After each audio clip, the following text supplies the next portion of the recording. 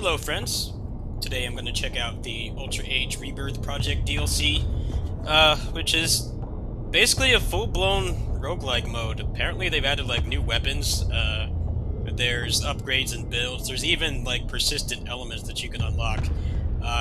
This is coming at a good time, not just for me, but for the action roguelike genre in general, because as you know, ever since Vampire Survivors has gotten popular, that's like all anyone's wanted to make, and I just don't find those games interesting. I like watching them, but I like more interactive action roguelikes. So hopefully this does well. I think this is one of the coolest things that I've ever seen added to a game post-launch. A lot of people, biggest complaints with this game was that it was short. There's no New Game Plus or anything.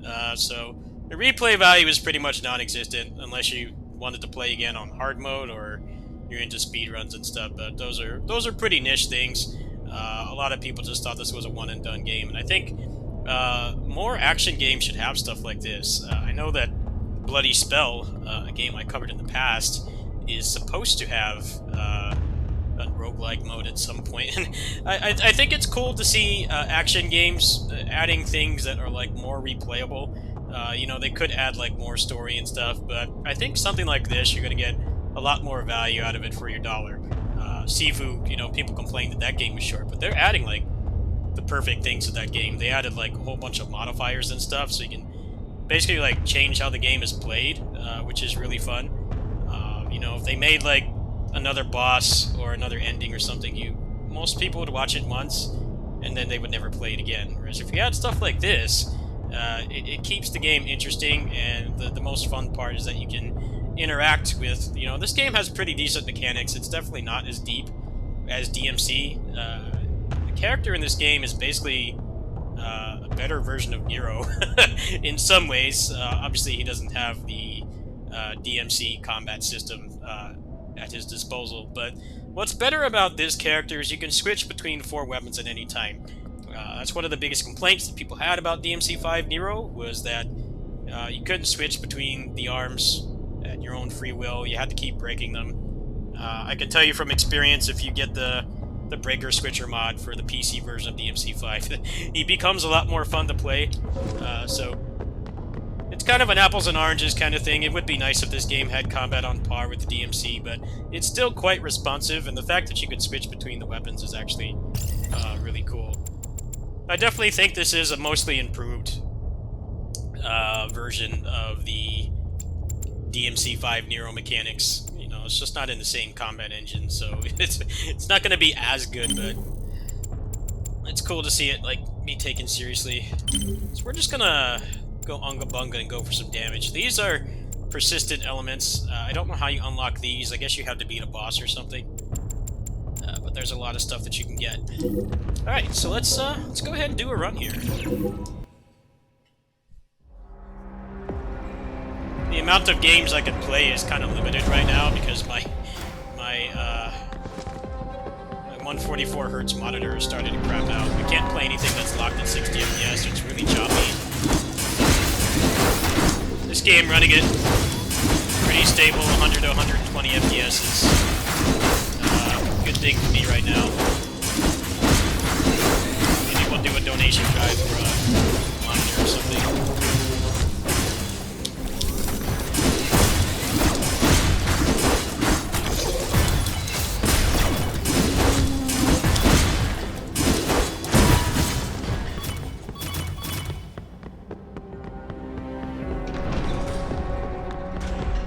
So another thing this game has is, much like most good roguelikes I've played recently, Enter the Gungeon has it, Scourgebringer has it as well. You can teleport. So there's a certain amount of rooms you can do per floor, and if you don't want to do more, you can actually just teleport back and start the next level, which is really nice. Helps with pacing.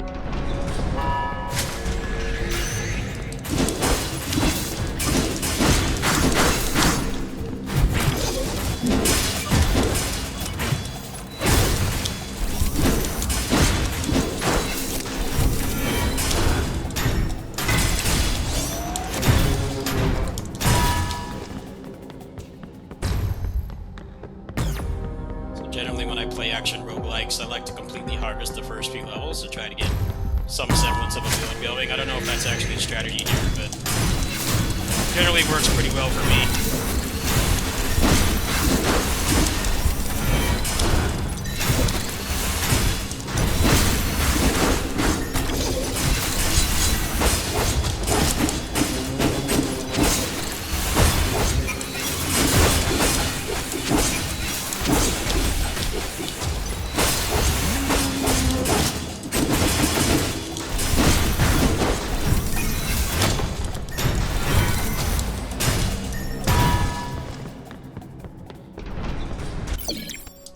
Really excited for Bloody Spells roguelike mode too, but who knows when that's coming out. It could be months from now, it could be next year. It's definitely a good thing to see, especially smaller games like this. Like, you know, we could put resources into new levels and cutscenes and stuff and hire the voice actors back, or we could just make something like this, which doesn't require any of those things. And, like, play the game for more. Play the game longer. Alright, so that was a pretty bunk run. We'll go ahead and we'll try another one.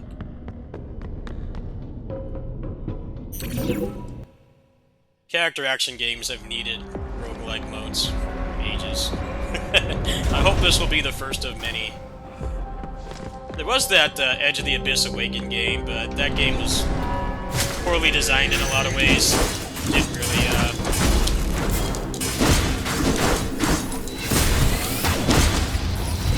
didn't grab me for too long. Probably guessed what's wrong with it when they said it was supposed to be a Souls-like roguelike. Probably guess. Stamina. The guy in that game is like perpetually tired. It's like your parents without their coffee. But you had to dodge constantly in that game, and the guy would get tired. It didn't work well.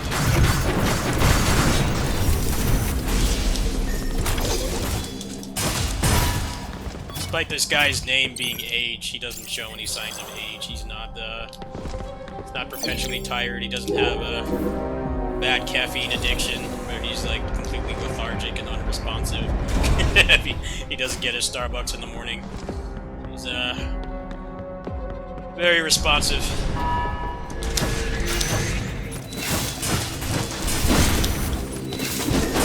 Hopefully these guys get to make a game.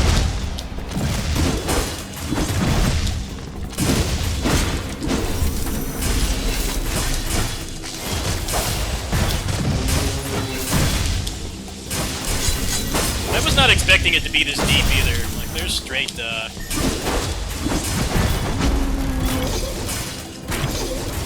like, persistent upgrades and builds in this, and there's, like, nothing of the sort in the base game. The base game is pretty straightforward. Not saying that that's a bad thing, but they didn't really have much of a foundation to build this off of, besides, you know, they have pretty solid character action game mechanics. That's, like, the only thing. They added a lot to this. They also got rid of the system where certain swords have like advantages on certain types of enemies. They got rid of that because they realized that'd be kind of whack if you got blades that didn't work on that specific enemy type.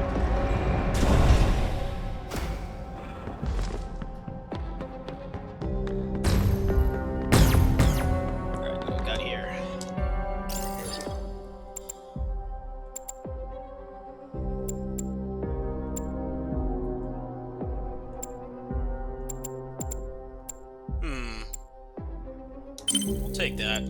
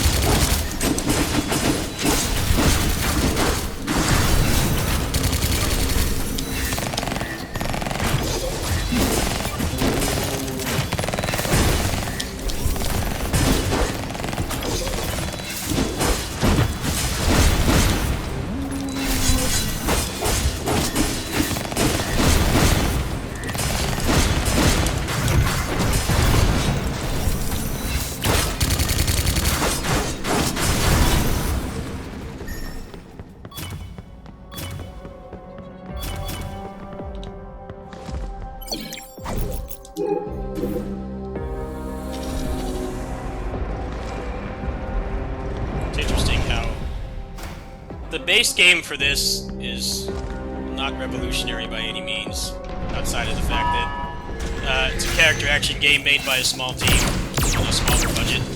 There's nothing revolutionary about the game at all, but having something like this is, because there are a lot of games like this that would benefit from having a roguelike mode.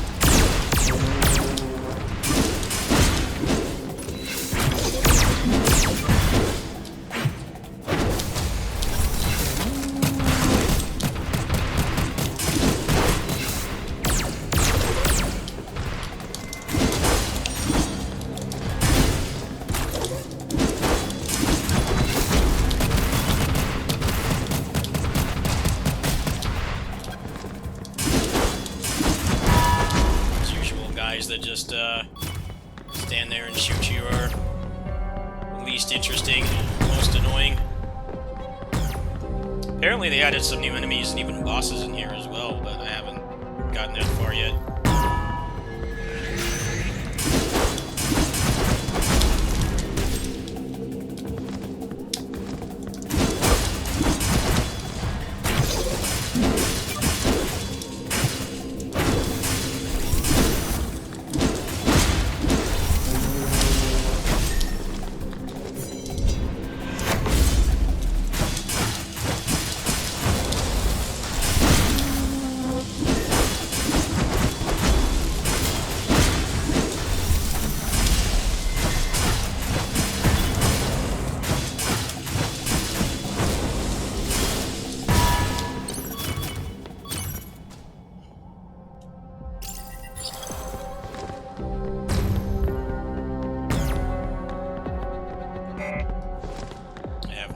So this run's not gonna go far.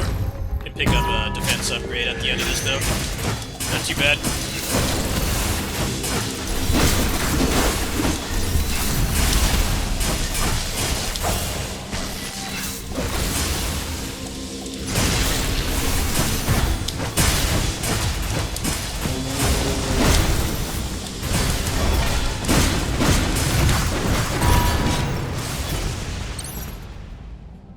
That's kind of an interesting build. Maybe if you had like some kind of build where you did more damage if your blade didn't break, that would be worth taking. But your break blade attacks are basically ripped straight from DMC5 with the breakaway mechanic, break age. So you probably don't want to use that most of the time unless you have like a really good raw damage build. Not quite sure.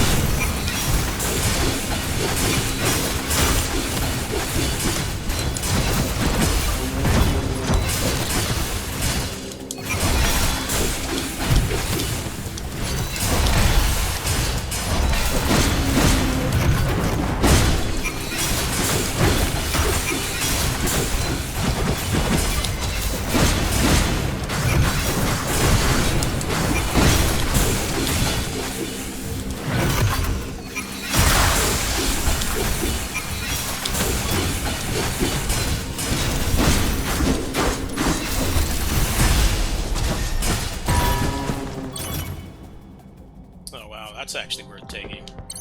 Yeah, we'll take that off. You fight a lot of robots in this game, so that's a pretty no-brainer take, I would say.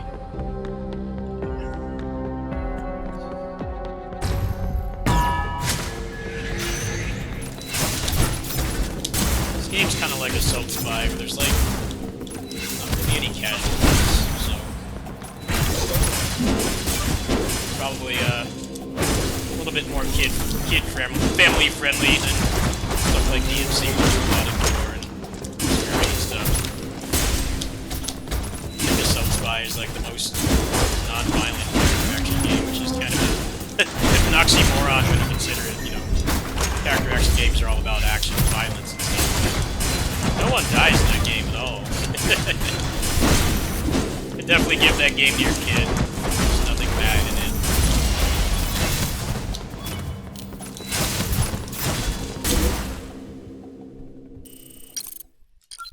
Alright, well, I don't want this video to be too long. I just thought I would promote this. They were nice enough to give me a review key for this several months ago, but I got backlogged with other stuff. The game is on sale. I believe it's $15 on Steam right now. If you want to play on console, the game is available on, I think, all modern platforms, at least the PS4 and PS5 family, and then it's on Switch as well. So the update is not available on there yet, considering that I got soft locked before I started this video. I couldn't even get to the game anymore. I couldn't even get to this mode without it crashing. It's probably for the better. I'm sure there's probably going to be some weird jank and stuff, because this game did not really have a good foundation to do this kind of thing at all. The combat in this game it's good, it's responsive, but it's not the kind of combat like Assault Spy or DMC or Bayonetta or Ninja Gaiden, where you're going to have a lot of things to learn. Like, you can probably plateau as a player in this pretty fast. It's honestly pretty shocking that they were able to make a roguelike mode this good. I haven't even gotten to the end of it yet, and I'm hooked.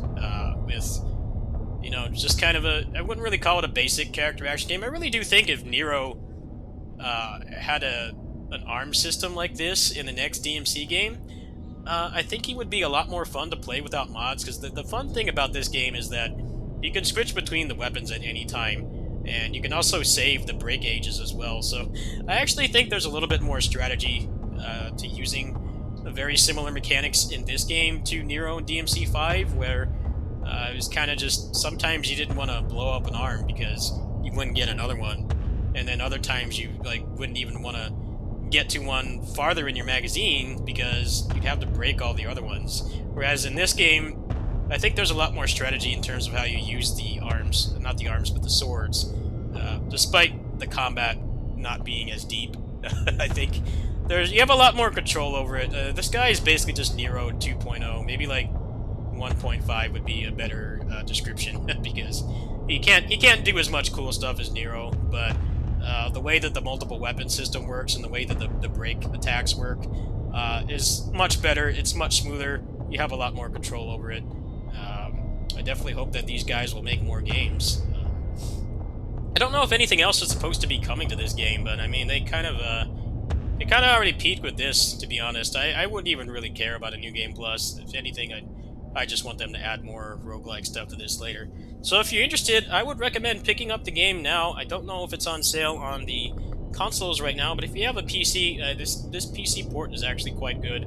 If you have something capable of running stuff at 1080p 60 FPS, like DMC5 or something, you should be able to run this just fine. So I would definitely recommend it. You will have to play about 75% through the game to unlock this, but that should only take probably 3 to 5 hours. You could always just play on easy and just unlock it. I think this is where the game shines. Some of the boss fights and stuff in the main game are really unfun. They're gimmicky and kind of have to wait a long time to attack them. Whereas here it's just straight action with the core mechanics. Thanks for watching.